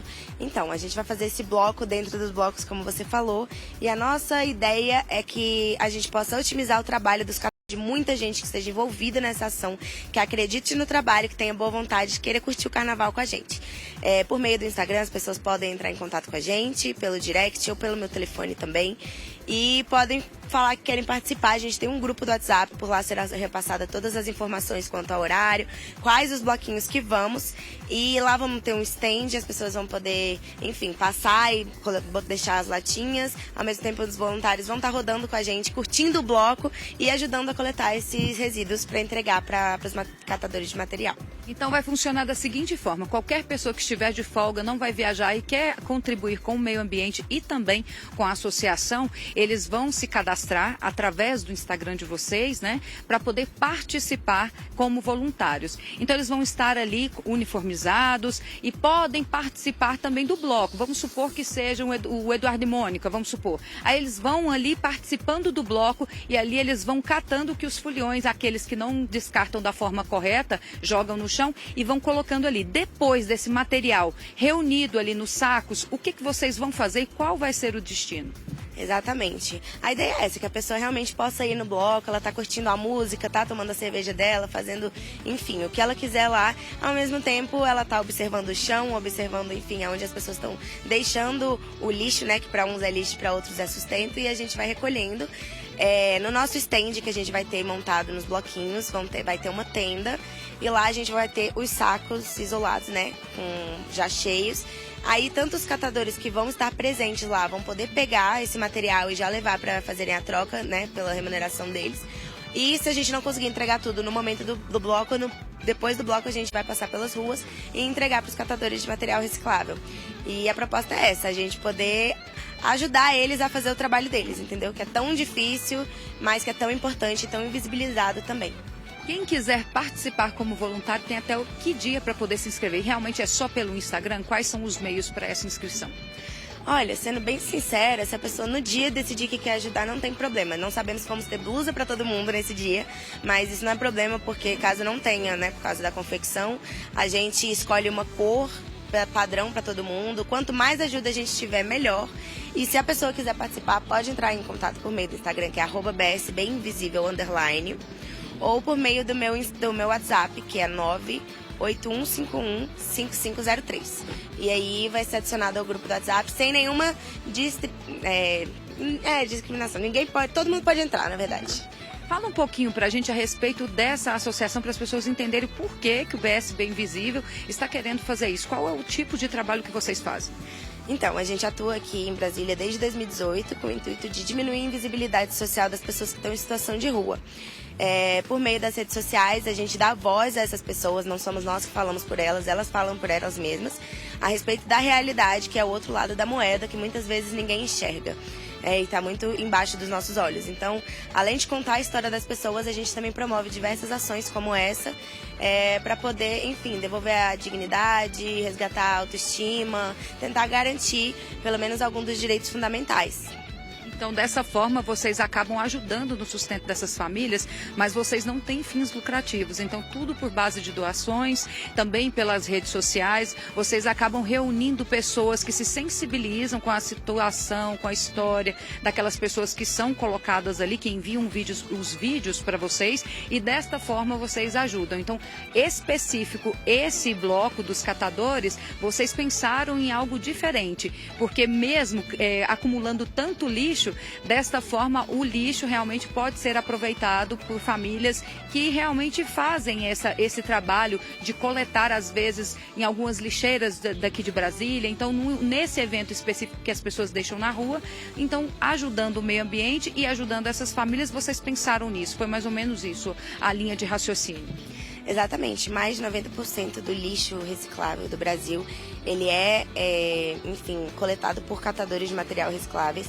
Esses números que aparecem em todos os censos, eles são muito abaixo do número que mostra realmente os catadores em si, porque normalmente eles aparecem nas pessoas que são cadastradas em cooperativas, associações, mas não aparece quem está na rua mesmo, no dia a dia, andando com a carrocinha, debaixo do sol, e que muitas vezes consegue trocar 1 quilo de latinha por R$5.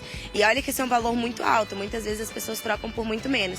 Então, além da gente fomentar o trabalho dessas pessoas, a gente contribuir para esse trabalho, também é uma forma de dar visibilidade para essa causa, que também é muito importante, tanto para o meio ambiente quanto para valorizar essa profissão, que não é regulamentada, mas que devia ser, porque é muito importante, tem muita gente. São mais de 800 mil pessoas que trabalham com isso no Brasil atualmente. E fora que dá trabalho, né? Porque é trabalho braçal. Obrigada, viu, pela entrevista. Pois é, você aí de casa que está acompanhando.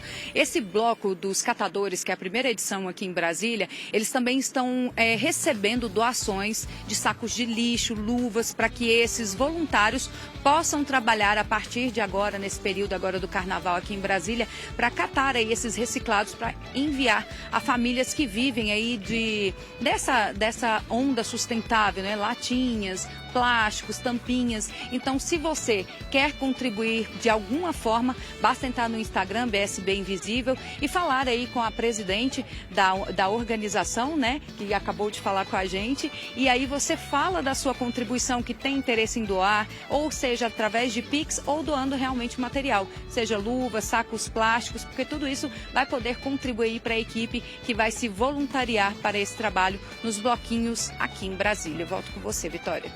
Curte a folia e ainda aproveita e ajuda o próximo. Coisa boa, né? Obrigada, Mônica. Agradeço a participação também da nossa entrevistada. Bom, e o Carnaval está batendo na porta, não é isso? Em meio à folia, há também um aumento do risco de acidentes. Por isso, o Hemocentro já está se preparando e começa a fazer coletas de sangue naquelas unidades móveis que foram inauguradas semana passada, sabe? Hoje, às 4 horas da tarde, o ônibus vai ficar no estacionamento 13 do Parque da Cidade. Quem tiver interesse em doar sangue deve fazer o cadastro no site Agenda DF e escolher a opção Unidade Móvel. Só pode ser doador quem tem entre 16 e 69 anos, pesa mais de 51 quilos e está com a saúde em dia. A Aérea Brasileira prorrogou o funcionamento dos corredores aéreos para a saída voluntária dos garimpeiros da reserva indígena Yanomami, em Roraima. Os garimpeiros terão até o dia 6 de maio para deixar a terra indígena de forma espontânea por aviões privados. O prazo original terminava nesta segunda-feira, dia 13. Segundo o brigadeiro Lopes Neto, da Força Aérea Brasileira, mesmo nesse período de permissão, o tráfego aéreo será rigorosamente controlado. Nós observamos é que a grande quantidade de pessoas não indígenas na região que precisavam sair de uma forma ordenada da área. Esse movimento aéreo, ele, tanto fluxo de entrada quanto de saída, ele é monitorado e informado para as autoridades que estão responsáveis pelas medidas de polícia judiciária, como, por exemplo, a Polícia Federal. Desde o dia 31 de janeiro, o governo federal fechou o espaço aéreo da região para combater o garimpo ilegal. Mas na semana passada, para evitar uma crise humanitária entre garimpeiros, foi autorizada a saída deles em aeronaves privadas. No fim de semana, foi liberado também o deslocamento dos não indígenas pelos rios. Para remover os garimpeiros, as embarcações só podem seguir viagem desde que estejam sem carga e apenas com a tripulação. Nesta segunda-feira, os agentes em campo, coordenados pela Polícia Federal, destruíram um posto de garimpo ilegal, descoberto também no fim de semana. O local ficava a poucos quilômetros de uma aldeia de indígenas isolados, nas terras Yanomami. Os agentes seguem indefinidamente na região, destruindo equipamentos utilizados na extração e escoamento ilegal de minérios. Agora vem cá, pagar conta de vez em quando é uma dor de cabeça, né?